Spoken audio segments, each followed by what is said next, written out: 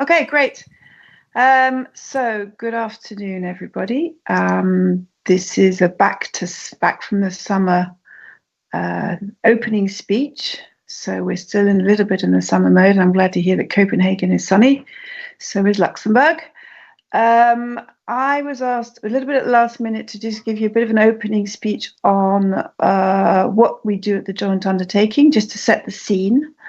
And what I'm going to do now is share a presentation, which for those of you who know about the JU, I apologize because you will have seen these slides many times before. But for those of you who are new to supercomputing and to the joint undertaking, I hope this will give you an quick overview of what we do and why it's so important to actually be talking not just to the usual suspects in supercomputing, but to bring in new partners and new players in the industry as well. So, as you rightly said, I am the head of unit for strategy and governance. I thought I should just say that. And I just want to give you an overview, firstly, of the joint undertaking and who we are and what we do. So we are an EU-funded body, and we are located in Luxembourg, and we have existed since 2018. And our role is to help support and fund procurement of supercomputers across the European Union and support to accessing those supercomputers to all participating states that make up the governing board of our joint undertaking. We're a public-private partnership, so made up of union body, European Commission, private members from the data, the quantum, and the HPC communities, and our governing board, which are the individuals that represent member states and participating states, are also part of the decision-making body that we run. We have 35 participating states and 3 private members. And as you can see from the map, I'm very glad to say, and for those of you who can recognize where I used to come from, that we're almost all complete except for a little white dot in the middle of Europe. Our mission is to buy, build, and maintain HPC and quantum infrastructure in Europe. We are also there to fund the next generation of supercomputers, be it software and hardware, and to develop a European supply chain in the next generation of supercomputing. We are there to provide also skills and support on skills and competences in supercomputing, which is what you're doing, which is part of the activities where you're meeting today. And last but not least, we are there to provide access to both supercomputers and, when they are up and running, the quantum computers. Our funding is from EU sources, but matched by national sources. And it's split between, for those of you who are up to speed with EuroSpeak and funding programs at European level, the Digital Europe Programme, Horizon Europe Programme, and Connecting Europe Facility. Since 2018, we have procured, or are in the middle of procuring, 5 petascale supercomputers, 3 pre-exascale supercomputers. We're negotiating a number of mid-range supercomputers, and we're procuring 2 exascale supercomputers. And as you can see from this slide, they're located across the European Union and are available to participating states from the 35 countries that make up our governing board, and the scientists and industry from those different residing in those different countries. So if you're an organization that's interested in doing having a project, I'll tell you a little bit more about how you access the supercomputers later. But just to do a name check, Lumi is our fastest supercomputer, and it's located in Finland. And I believe I'm correct, and I see that Morris, our member of the governing board from Iceland, is in the room. If I'm correct, all Nordic countries have have contributed to the Lumi supercomputer from national contributions.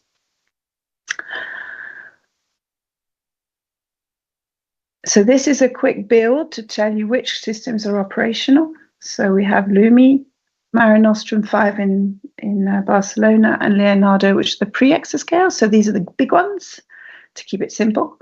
And then we have the 5 smaller petascales in Luxembourg, Czech Republic, Bulgaria, Slovenia, and Portugal. There's another build there. I love slides with builds, especially when you're not expecting them. What's important to say is that thanks to the activities of the joint undertaking and its countries, Europe is now has now got capacity, supercomputing capacity, which is scoring very, very high in the top 500. And as you can see from this chart, we are in the top 10 for the 3 pre-exascales, so Lumi, Leonardo, Mare Nostrum, and very, very active, very high up in the top 500 for the other systems. JEDI is our new pre-exascale supercomputer located in Germany, and that's coming in. That's the first module that's come in at number 1 on the Green 500. And we're expecting it to be launched next year, end of this year, early next year, and hopefully will rise up that top 500 and Green 500, so that Europe is at the top, well, is world leading in supercomputing. So, how does one access supercomputers? Who is eligible and who isn't eligible? This is, I think, an area that the Competence Centre has been working, the Competence Centres, because there are 3 or 4 represented in the room, I guess, today, are very, very keen to help, to work with potential users to help access our systems. There is absolutely no point investing in the funds that we're investing in if these supercomputers are not accessible. And it's actually quite straightforward to do so. You simply have to go onto our website, look at the different calls that are available and see which one is adaptable to your needs, and then apply. We have a benchmark call, development calls, regular access calls, extreme access calls, and now a new call, which is the AI and data intensives application call. What's in it for users? Well, you get access to the fastest supercomputers probably in Europe and definitely the world, but also you get support on how to use the systems, and for that, and you get it for free.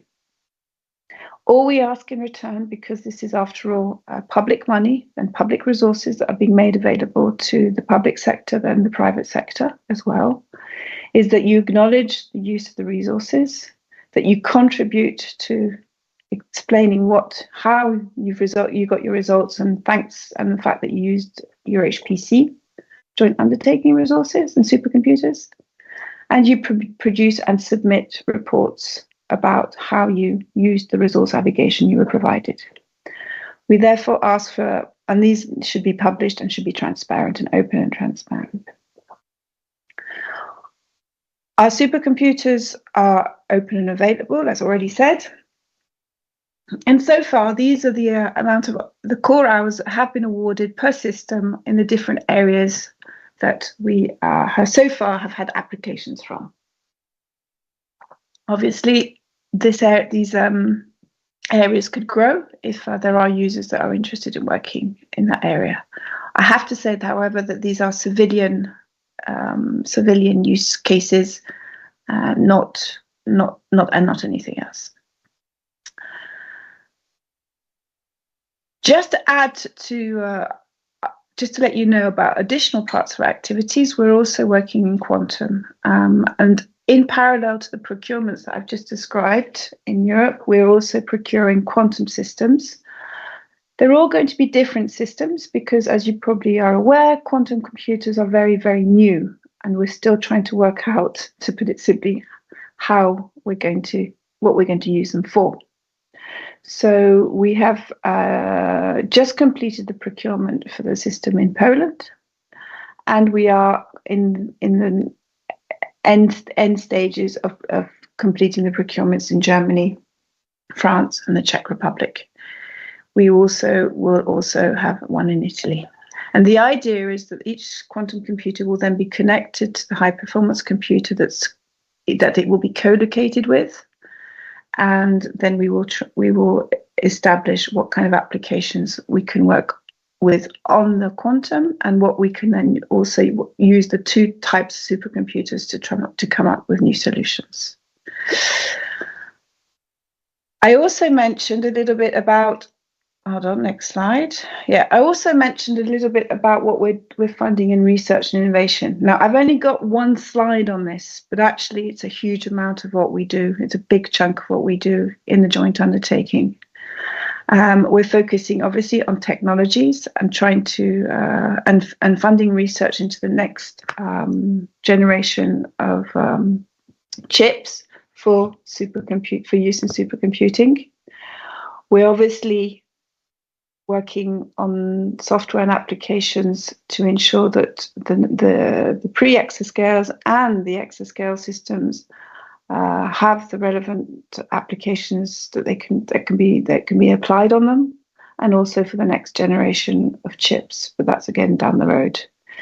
We are investing in international cooperation because although we're very keen on strategic autonomy as set out by the European Commission and the European Union, we're open also, of course, to scientific cooperation with like-minded third countries, and we are working on cooperation with Japan. There's one ongoing call that's just about to be completed with India, and we're looking at other opportunities. The Commission is helping us look for other opportunities in other third countries in the coming years. And last and not least, and this is why you are meeting today, we're supporting skills, support and training.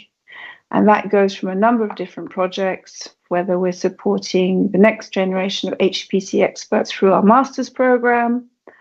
We're also developing a training platform, and we're supporting SMEs through projects such as Epicure, FF Plus and EuroCC, which I will just move on to a slide in a second. So thank you already for the introduction. Indeed, you are at a meeting funded, supported by the JU, organised in collaboration with EuroCC in Castile. EuroCC Denmark is one of the members of the EuroCC network of 32 national competences, and this network is there to support academia and industry and promote access and knowledge to high performance computing and its related disciplines. Castile 2, just for your information, is the coordinating project which coordinates the NCC and helps support and make a link between the centres of excellence, which I described earlier, which are there to develop applications, and the national competence centres themselves. Now, you're also meant to be you will be discussing the AI Act. So up until a year ago, the joint undertaking was solely focused on working in supercomputing and quantum computing. However, just under a year ago, the Commission and the Member States of the European Union decided to update our mandate. And as of this summer, we've now been given the responsibility of delivering on AI factories and boosting and doing more work to try and provide access to startups and other organizations interested in working in artificial intelligence. So whilst in parallel, you've probably all heard about the AI Act, which is the body of legislation which will set out the rules on what is safe AI, what is not responsible AI, and what isn't. On our side, in the innovation package, we as the JU, and we're currently working on the call now, and that is why, by the way, my executive director and my other colleagues couldn't make it today in person, and Anders Jensen sends his apologies, is because we're now working on the call to launch the AI factories. Now, I see that my colleague from the Commission will talk a bit more in detail about what the AI factories will do. But just to let you know that we will be the body that will launch the call, evaluate the applications for hosting and for countries that wish to host an AI factory. We will be the organization that then procures the AI supercomputers or the upgraded supercomputers, depending on what the applications say. And we will be the organization that grants the AI factory status and provides the relevant grants for that. You will get more information on this in the coming months, but for now, Grazina will provide you with more information a bit later, and then, of course, please follow our website if you want to follow it. The competence centres also will be briefed on this new development, and I'm sure we'll be happy to help provide information. In another area, we're also working on the generation AI, but that is not for the JU. That's another part of the European Commission that is managing that one.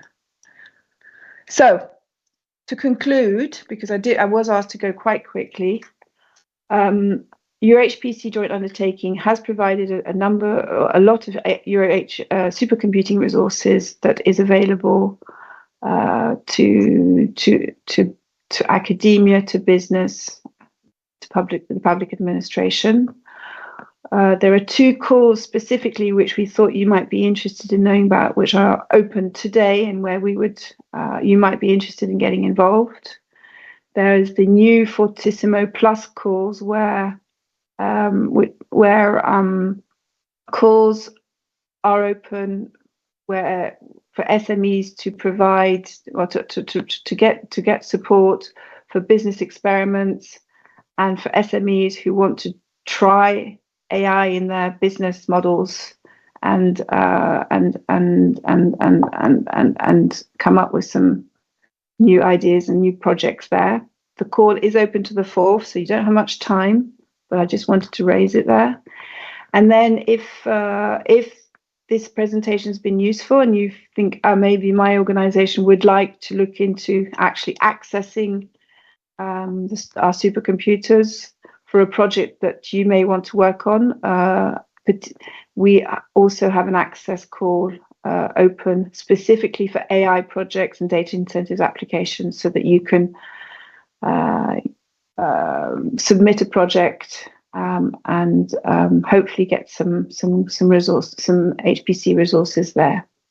And that cutoff is the 22nd of October. So on that point, I'm going to thank you very much. I'm going to close. Please be aware that this is how you can get in touch with us through our website and social media. I don't think I've got time for questions, but I'll let the moderator take that. And I just want to wish you an excellent conference and look forward to hearing more about how the Nordic countries will be leading in AI and supercomputing in the future. Thank you very much.